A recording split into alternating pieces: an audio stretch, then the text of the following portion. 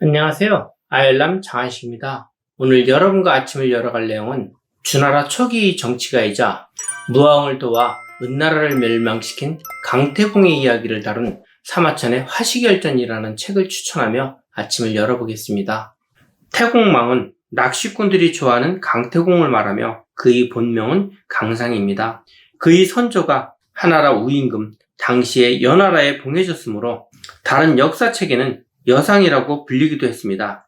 주나라 문왕이 서백이라는 이름으로 천하를 주유하던 시절에 그의 스승이 되었고, 하늘과 땅과 사람의 이치를 알게 되면 천하를 얻는다고 주장하며 서백의 아들인 무왕을 도와 상나라 주왕을 멸망시켜 천하를 평정하였으며, 그 공으로 고향인 영구 지역이 제나라 제후에 봉해져 그 시조가 되었습니다. 용병술과 용인술로 유명한 병서인 육도 삼략의 저자로 알려진 강태공의 애칭이자 별명인 태공망은 무왕이 자신의 아버지인 태공이 바라던 인물이었다고 증언하였기에 그렇게 불렀다고 전해집니다. 동해에 사는 가난한 어부였는데 요즘의 황혼이원처럼 72살 무렵에 평생을 남편이 돈 벌어 오기를 기다리다가 결국 아내가 집을 나갔다고 전합니다. 낚시꾼 강태공은 고기를 잡는 것이 목적이 아니라 자신을 알아줄 주인을 잡기 위해 낚시를 하며 천시를 기다린 것이기에 잡은 고기를 그냥 놓아주었는데, 그의 아내는 그가 너무 허송세월만 보내는 것을 보고 그를 두고 도망갔습니다. 그가 후에 왕이 되어 돌아오자 집 나간 부인이 돌아와 같이 살자고 하였는데, 물을 엎은 뒤에 그 물을 다시 담으면 데려가 주겠다고 말하며 부인을 쫓아버렸다고 합니다. 72살경에 집을 나가 80세에 천하를 제패하고 돌아온 강태공의 후손이 아직도 중국에 있다며 80 먹은 노인이 어떻게 자식을 두었을까 하는 것이 무척이나 궁금하였던 고우영 선생님이 생각나는 대목입니다. 실제로 강태공은 천, 지, 인을 다 알았는지 사람 수는 없고 황폐한 바레만의 바닷가로 와서 한 지역에서 나라를 세웁니다. 여기서 과는 적다, 부족하다는 의미로 사람의 수가 적었다는 뜻입니다. 그런데 그 땅이 소금기가 많아 지성로라고 했습니다. 석과 로는 개펄, 소금을 말합니다. 후대 일본의 도쿠가와 이에야스처럼 먼 곳으로 강제 이주당한 것이 아니라 고향이기에 그 지역에 봉해졌다고 합니다. 그러나 그곳의 지역물을 이용하여 나라를 크게 이루고 나니 사람과 돈이 구름처럼 몰려들어서 한 도시가 생겨나고 그 문화가 전 중국을 덮었다는데, 사마천은 이 역사적 상황을 강지 이복주라고 참 재미있게 묘사했습니다. 강지 이복주에서 강은 포대기, 돈꾸러미를 의미하며 주는 모인다는 뜻으로 돈꾸러미가 모여드는 것이 마치 바퀴살이 살통으로 모여드는 것과 같다는 의미입니다. 여기서 바퀴를 비유한 것은 문명사에 있어서 바퀴를 사용한 민족과 바퀴를 사용하지 않은 민족 간의 문명 차이가 너무나 현격하게 벌어지는 경우가 많아서 도자의 도덕경에서도 사마천의 사기열전 중 이곳 화시결전에서도 바퀴와 바퀴살이 등장합니다. 현대의 물류산업과 유통산업에서 포인트 투 포인트의 단선적 수송 개념이 존재하던 1960년대의 예일대학 플래스 스미스는 허브 앤드 스포크 네트워크의 효율성을 제시하였으며, 자신의 주장이 옳다는 것을 한국 사람들에게도 익숙한 페덱스라는 물류 유통회사를 1973년에 설립하여 자신의 이론을 입증했습니다.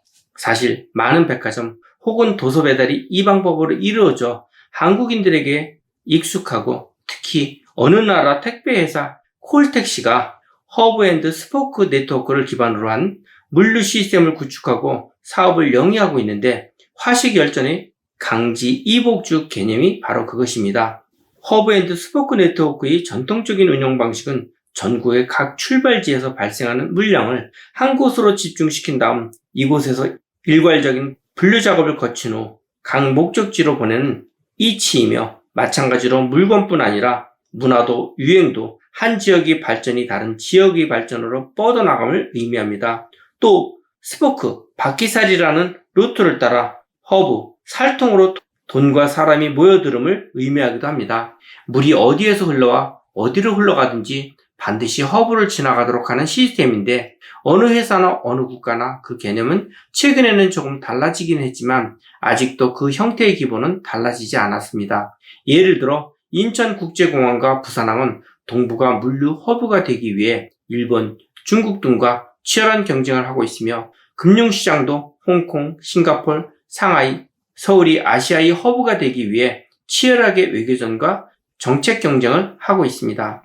동북아 지도를 보면 한국의 인천, 영종도 지역과 서울이 동북아시아의 허브가 되어야 함을 보여줍니다. 서울에다가 컴퍼스를 대고 반지름 2000km짜리 원을 그리면 중국의 주요 도시와 일본, 러시아, 대만, 그리고 몽골까지를 다 스포크화하게 되어 전 세계 인구의 4분의 1에서 3분의 1이 다 포함됩니다. 미국이나 중국, 일본이 한국과 자유무역 협정을 서로 맺으려고 하는 이유이기도 합니다. 학창시절 국사 시간에 역사에 기록된 것만 900여 차례 이상의 외침을 받았으며 그 이유는 지정학적 위치도 주인이라고 했는데 그 지정학적 위치가 지금은 절의 기회가 되고 있습니다. 과거 장보고 장군은 진도에 청해진이라는 허브를 설치하여 동북아 해상무역을 통해 중국과 일본과 심지어 바레만까지를 스포크화했습니다.